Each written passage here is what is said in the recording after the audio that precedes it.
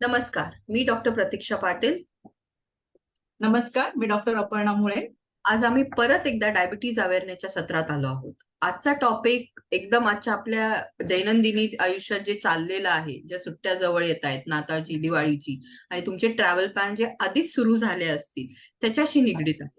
तर प्रवास आणि डायबिटीज, प्रवास करताना डायबिटीज माणसाने कुठली काळजी घ्यावी त्याच्यावरती आम्ही डिस्कशन करणार आहे. तसा टॉपिक मोठा आहे कारण की खूप सगळे पॉइंट्स कव्हर केले जातात, पण आम्ही हे थोडक्यात जेवढी माहिती देऊ शकू तेवढी ट्राय करणार आहोत. हा टॉपिक दोन ह्याच्यामध्ये आम्ही डिस्ट्रीब्यूट करतोय. पहिला पार्ट की रोड ट्रॅव्हल, म्हणजे लोकली आपण ट्रॅव्हल करतो आहे तेव्हा काय करायचं, आणि मेन म्हणजे आपण जर बाहेर गावी जाणार असो आणि जास्त दिवसाचा कालावधी आहे ट्रॅव्हलचा, तर तेव्हा काय प्रिकॉशन्स घ्यायच्या हे सांगणार आहोत. तर सुरुवात करूया. मग आता रोड ट्रॅव्हल बद्दल डॉक्टर अपर्णा सांगतील आपल्याला. येस. प्रवासाने डेफिनेटली आपल्याला शारीरिक थकवा येतो, पण आपलं मन एकदम प्रफुल्लित होऊन जातं. आणि त्यानंतर आपण जेव्हा परत आपलं रुटीन जॉइन करतो, तर डेफिनेटली आपली एनर्जी लेव्हल ही वाढलेली असते. तर समजा जर आपण रोड ट्रॅव्हलिंग प्लॅन करणार असू, तर त्याआधी आपल्याला काही पॉइंट्स लक्षात घेतले पाहिजे. आपलं रुटीन चेकअप आपल्या डॉक्टरांकडनं करून घेतलं पाहिजे. आपण किती फिट आहोत ट्रॅव्हल करण्यासाठी, आपले बीपी, ब्लड शुगर लेव्हल्स कशा आहेत याच्याबद्दल जाणून घ्यायला पाहिजे. म्हणजे जर आपले शुगर्स किंवा बीपी अनकंट्रोल असतील, तर प्रवासाच्या आधी आपल्याला वेळ मिळेल की आपले सगळे पॅरामीटर्स नॉर्मलला येतील. दुसरी गोष्ट, जर आपण रोडवेने ट्रॅव्हल करणार असू, तर आपल्याला ट्रॅव्हलिंगसाठी किती कालावधी लागणार आहे. म्हणजे जर ट्रॅव्हलिंग बसून असेल, तर आपण दर 1 ते 1.5 तासाला थोडं थांबून चालायला पाहिजे, 5 ते 10 मिनिटं. म्हणजे ब्लड क्लॉट्स होण्याचे जे चान्सेस असतात, ते चान्सेस कमी होतात. कारण की डायबेटिक पेशंट हे हाय कोॲग्युलेशन स्टेटमध्ये असतात मोस्ट ऑफ द टाइम. तर रक्ताच्या गुठळ्या होण्याची शक्यता बऱ्याचदा जास्त असते. तसे त्यानंतर आपण कुठल्या भागामध्ये ट्रॅव्हल करणार आहोत, तिकडचं वातावरण कसं आहे, याबद्दल पण आपल्याला थोडीशी इन्फॉर्मेशन आधी पाहिजे. म्हणजे आपण त्या वातावरणातील बदलाला डेफिनेटली सामोरे जाण्यासाठी रेडी असू. परत काही-काही ठिकाणी काही आजार हे एंडेमिक असतात. त्यामुळे त्या ठिकाणी गेल्यानंतर तिकडच्या जीवाणूंचा, विषाणूंचा आपल्याला जंतू संसर्ग होऊ शकतो. तर त्यासाठी अप्रोप्रिएटली आपण व्हॅक्सिनेशन्स घ्यायला पाहिजे ट्रॅव्हलिंग करण्याच्या आधी. अ, हे एवढे पॉइंट्स मला सांगावेसे वाटतात. ओके. त्यानंतर प्रतीक्षा. आता हा, या. आता जसं तू सांगितलं तर आता मी थोडक्यात काय सांगेन की ट्रॅव्हलिंग जे आहे, जसं तुम्ही प्रिपरेशन, कपडे काय घालायचे आहेत, काय काय कॅरी करायचं आहे, जसे आपण आधी एक दोन आठवडा अगोदर चालू करतो, तसंच ट्रॅव्हलिंग साठी आपण मेडिकली फिट आहोत का ह्याची तयारी पण एक दोन आठवडा अगोदर केली पाहिजे. बेसिक गोष्टीपासून, जसं आता आपण सांगितलं हवामानानुसार कपडे आपण पॅक करतो, तर तसंच मग तिथं त्यानुसार आपण डॉक्टरांना भेटा. डॉक्टरांकडे जाऊन तुम्ही तुमच्या शुगर तपासा. गोळ्यांचा स्टॉक जो आहे, आता 3-4 दिवसाचा जरी ट्रॅव्हल असेल तरी तो गोळ्यांचा स्टॉक जो आहे तो तुमचा डबल ठेवा. म्हणजे 5-6 दिवसांचा एक्स्ट्रा कॅरी करा, कारण की वी नेव्हर नो की इमर्जन्सी मध्ये काय होईल. परत जसं तिने सांगितलं बरोबर, संसर्गजन्य आजार म्हणून बेसिक गोळ्या तापाच्या, जुलाब, उलटीच्या ह्या सतत तुमच्या बरोबर असू द्या. तिसरी खूप महत्वाची गोष्ट म्हणजे तुमचे जसे पायांची इजा, पाया, कारण की तुम्ही ट्रॅव्हलिंग मध्ये आपलं भान नसतं, आपण खूप सगळं ट्रॅव्हल करणं म्हणजे चालणार असतो, फिरणार असतो आणि थकवा आपल्याला तसं जाणवत नाही तेव्हा, कारण की आपलं मन प्रसन्न असतं.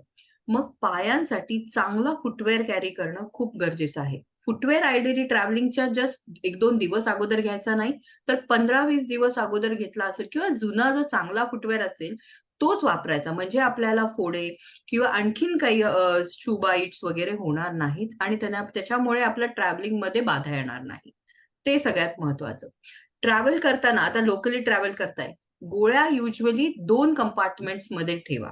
म्हणजे जे एक तुम्ही स्वतःजवळ कॅरी करणार आहात, पर्स आहे, माणसांमध्ये वॉलेट आहे, त्याच्यामध्ये एमर्जन्सीसाठी जिथं जेवायला थांबाल, रोड ट्रॅव्हल मध्ये मधीच आपण थांबतो जेवायला किंवा काय, मग तिथे पण तुमच्या सोबत तुमच्या गोळ्या असल्या पाहिजे. आणि एक स्टॉक जो बॅगेत पॅक्ड आहे, जो तिथं हॉटेलमध्ये गेल्यावर हॉटेलच्या ह्याच्यामध्ये पण राहायला पाहिजे. दुसरी गोष्ट, तुमच्या आजूबाजूला जे ट्रॅव्हल करणार आहे, तुमच्या बरोबर जे ट्रॅव्हल करणार आहेत लोक, त्यांनाही माहित असावं तुमच्या गोळ्या काय चालू आहेत, तुमचे टायमिंग्स काय आहे, तुमची साखर काय आहे. ग्लुकोमीटर बरोबर कॅरी करणं ही तेवढंच गरजेचं आहे, कारण की ग्लुकोमीटरवर तुम्हाला मेजर करता येईल तुमची साखर कमी आहे, जास्त झाली आहे, काय आहे. आणि लोकली तुम्ही डिफरंट कुसिन्स ट्राय करा, तुम्हाला डिफरंट डिफरंट गोष्टी तिथल्या तिथल्या खाव्याशा वाटणार. पण ते करतानाही गोडाचं प्रमाण कमी आणि हेल्दी फूड जास्त ऑप्ट करा. सॅलडचं प्रमाण जास्त असू दे. सॅलड साधारणतः सगळीकडेच मिळतं. तिसरी गोष्ट, कार्बोनेटेड ड्रिंक्स पेक्षा ट्रॅव्हलिंग मध्ये साधं पाणी, butter milk, mineral water preferably हे सतत पित राहा. म्हणजे तो एकतर तुम्ही हायड्रेशन मेंटेन राहील, तुमचं बीपी वगैरे सगळं मेंटेन राहील आणि तुम्हाला थकवा पण अति जाणवणार नाही. बरोबर सोबत ग्लुकॉन डी किंवा पार्लेजीचे बिस्किट्स हे कॅरी करायचे. वाय? की इन केस जर चुकून हायपो जर झाला, चुकून जेवणाचे टायमिंग लेट झाले, जे हॉटेल मिळालं नाही, ट्रॅव्हलिंग मध्ये काही प्रॉब्लेम आले, तर तुमच्याकडे काहीतरी इमर्जन्सी साठा असावा म्हणून. हे झालं बेसिक थोडंसं रोड ट्रॅव्हल बद्दल. आता मी बोलू इच्छिते, तुला काय ऍड करायचं ह्याच्यात आपण अजून रोड ह्याच्यामध्ये 1-2 पॉइंट तुम्हाला जस्ट ऍड सांग ना, करावेसे सांग ना. वाटतात, की आपले जे रेग्युलर डॉक्टर आहेत, त्यांच्याकडनं आपण नेहमी एक एक्स्ट्रा प्रिस्क्रिप्शन लिहून ठेवायला पाहिजे. जर इन केस आपला औषधांचा स्टॉक समजा मिसप्लेस झाला आणि हम्म. आपल्याला नवीन औषधं घेण्याची गरज पडली, तर आपल्याकडे एक रिटर्न प्रिस्क्रिप्शन हवंच नेहमी आपल्याकडे. एक्झॅक्टली. म्हणजे आपल्याला तिथे गेल्यानंतर घेण्यासाठी काही त्रास होणार नाही. येस.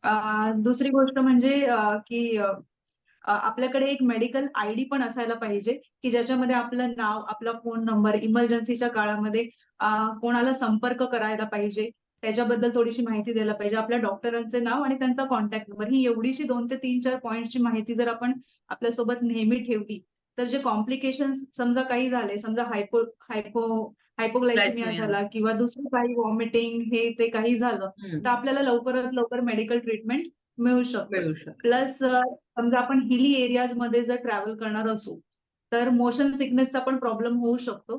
त्याच्यामुळे एकाच टाईमाला हेवी जेवण करायचं टाळायचं. म्हणजे आपल्याला कंटिन्युअस व्हॉमिटिंग, हम्म. हेडेक यासारखे प्रॉब्लेम्स होणार नाही. आणि दर 2 ते 3 तासाला थोडा-थोडा, हलका-हलका आहार घेतला, तर ते जास्त बेनिफिशियल राहील. येस.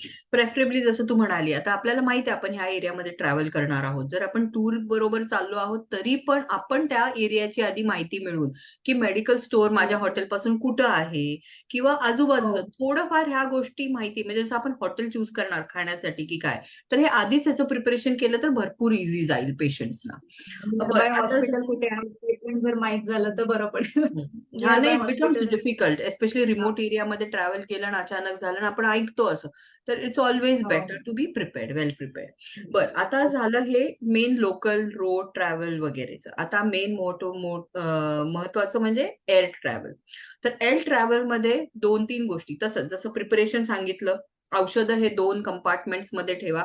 एक चेक इन बॅग मध्ये आणि एक तुमचे जे तुम्ही कंपार्टमेंट बॅग मध्ये जे नेणार आहेत त्याच्यामध्ये. कंपार्टमेंट बॅग मध्ये का, की तुम्ही म्हणजे डिपेंडिंग अपॉन ट्रॅव्हल, तुम्ही बाहेर गावी चालला आहात किंवा तुम्ही तिथेच म्हणजे लोकली इंडियात पण एअरने ट्रॅव्हल करणार आहात, तर 2 डिस्ट्रीब्युटेड हे असतं. दुसरी गोष्ट, पाणी. एअर फ्लाईट मध्ये आपल्याला सुरुवातीपासून पाणी, we have to take that. So keep it in mind की तिथं जाऊन तुम्ही पाणी विकत घ्यायचं एकतर, म्हणजे प्रेफरेबली. आणि दुसरी गोष्ट म्हणजे हायड्रेशन मेंटेन ठेवायला.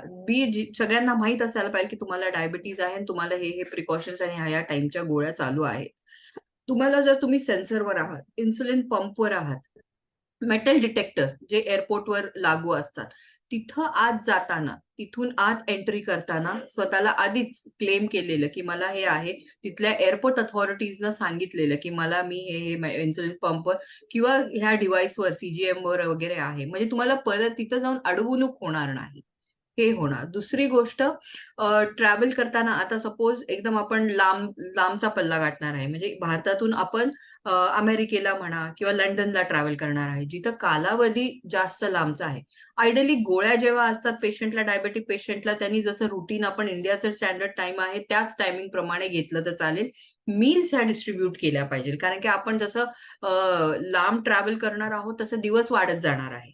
म्हणून मग एक एक्स्ट्रा मिल्क स्नॅक कॅरी करावी लागणार आहे. तुम्ही जर इन्सुलिनवर आहात, तर कदाचित तुम्हाला तो शॉर्ट डोस ऑफ इन्सुलिन एक एक्स्ट्रा घ्यावा लागेल, कारण काय तुमचा तो कालावधी, ट्रॅव्हलचा कालावधी मिस झालेला आहे. ह्यासाठी सर्वात महत्वाचं, तुमची शुगर चेक करून, शुगर तपासून तुम्ही तो कॉल घेणार आहात. शुगर किती आहे त्याच्यावर, जर तुम्ही खाणार आहे, काय चूज केलेलं आहे त्याच्यानुसार. अशा ठिकाणी जिथे ट्रॅव्हल करते, जिथे डेज तुमचा शॉर्टर होणार आहे, म्हणजे तुम्ही उलट्या डिरेक्शन मध्ये ट्रॅव्हल होणार आहे. त्यावेळेस तुम्ही इनफॅक्ट तुमचा इन्सुलिनचा डोस येणारा स्किप करू शकता आणि तिथे पोहोचल्यावर तुम्ही नंतरचं हे करू शकता त्या मील प्रमाणे. ओके. गोळ्यांच्या बाबतीत पण तसंच. जर एशिया खंडात ट्रॅव्हल करता आहे, हार्डली 3-4 तासांचा डिफरन्स आहे, तर काही ऍडजस्टमेंट नाही केल्या, त्याच ऍडजस्टमेंट ठेवल्या गोळ्यांमध्ये तरीही चालेल. परत बाहेर गावी गेल्यावर तसंच आधी स्वतःचं प्रिपरेशन करायचं, जवळपासचे हॉटेल, जवळपासचं तिथलं मेडिकल मस्ट म्हणजे मेडिकल इन्शुरन्स कॅरी करा. तिथं गेल्यावर ऐन वेळेस तुम्हाला चुकी किंवा आणीबाणी व्हायला नाही पाहिजे तुमच्या बरोबर. परत ट्रॅव्हलिंग, फिरायला जाताय, सामान तुमचं हॉटेलमध्ये राहणार आहे, तर ट्रॅव्हलिंग करताना तुमच्या सोबत गोळ्यांचा स्टॉक नेहमी आणि ग्लुकोमीटर नेहमी कॅरी करा. म्हणजे कुठेही जाल तिथं तुमच्यासोबत गोळ्या असतील, तुम्ही जसं खाल जसं काय हे कराल त्याच्याप्रमाणे तुम्हाला मेडिकेशन घेता येतील. आणि परत तसंच एक्स्ट्रा डोस म्हणजे 15 दिवसाचा ट्रॅव्हल आहे, 1 महिन्याच्या गोळ्या कॅरी करा. Always carry extra. आणि प्रेफरेबली हायड्रेशन महत्वाचं, डिहायड्रेशन होऊ द्यायचं नाही. फूड कुसिन चूज करताना चांगलं हायजिनिक फूड प्रेफरेबली प्रिफर करा. नवीन नवीन गोष्टी ट्राय करायच्या असतात, पण हायजीन मेंटेन होतंय की नाही ते पाहायचं. आणि बाकी आपल्या ज्या नियमित डॉक्टरांनी सांगितलेलं आहे, आपली शुगर लो होतीये, तर काय सेन्सेशन, हायपोग्लायसेमियाचे सिम्पटम्स जे आम्ही आधी बोललो आहोत, थरथर कापणे वगैरे आधीच्या लेक्चर्समध्ये डिस्कस केले, ते होत आहेत की नाही ते पाहायचं आणि त्याच्यानुसार आपले कॉल्स घ्यायचे. अजून काही तुला ह्याच्यात ऍड करायचंय? एक पॉइंट ऍड करावासा वाटतो, की प्रवास तर आपला सुखरूप झाला, पण प्रवासावरून आल्यानंतर पण महत्वाचं. आपल्याला स्वतःची विशेष काळजी घेणं महत्वाचं आहे. कारण हम्म. त्यानंतर जो येणारा थकवा वगैरे आहे, तर त्याच्यासाठी एडिक्वेट रेस्ट पण आपल्याला मिळाली पाहिजे. आपला आहार पण साधा आणि संतुलित राहिला पाहिजे. त्यानंतर आपण आल्यानंतर परत आपण रुटीन आपण जसं रेग्युलर आपले मेडिसिन्स घेतो आहे, ते स्किप न करता व्यवस्थित. ते व्यवस्थितपणे घ्यायला पाहिजे आणि आपल्या शुगर्स मॉनिटर करून आपल्या डॉक्टरना परत एकदा भेटणं फार आवश्यक आहे. आणि प्रवासादरम्यान समजा काही इंजुरी वगैरे झालेली असेल किंवा काही पायाशी रिलेटेड काही प्रॉब्लेम्स असतील, तर त्याचं पण चेकअप आपण लवकर. वेळीच करून हो. घेतलेलं चांगलं. हो, त्याच्यात आणि तो पण एक पॉइंट की जेव्हा युजली आपण होली प्लेसेसवर जातो तर अनवाणी चालू नका.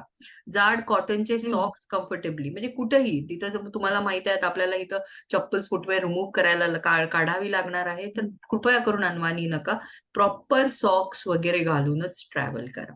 तर थोडक्यात म्हणजे चांगला मंदिरात वगैरे जाताना आपण मंदिरात वगैरे जाताना आपण येस. शक्यतो अनवाणीत जातो. तर हो, मंदिरांचं जे व्हिजिटिंग टाईम असतं ते शक्यतो आपण इव्हनिंगमध्ये जर प्लॅन केलं तर ते बरं राहील. तरी पण कारण की बेटर. फ्लोअर तशी गरम झालेली असते आणि आणि मग कार्पेट त्याच्यामुळे पायांना असाल तर त्याच्यावर हां, प्रेफरेबली चाला. हां. त्याच्यामुळे पायाला जी होणारी इंजुरी आहे ती आपल्याला टाळता येऊ शकते. चालतंय. बरं. तर थोडक्यात एन्जॉय करा ट्रॅव्हल. आता मस्त सुट्ट्यांचा सीझन येतो आहे, तर तुम्ही सगळं एन्जॉय करा, पण थोडेसे कॉशन्स घेऊन. धन्यवाद. येस. ओके. धन्यवाद.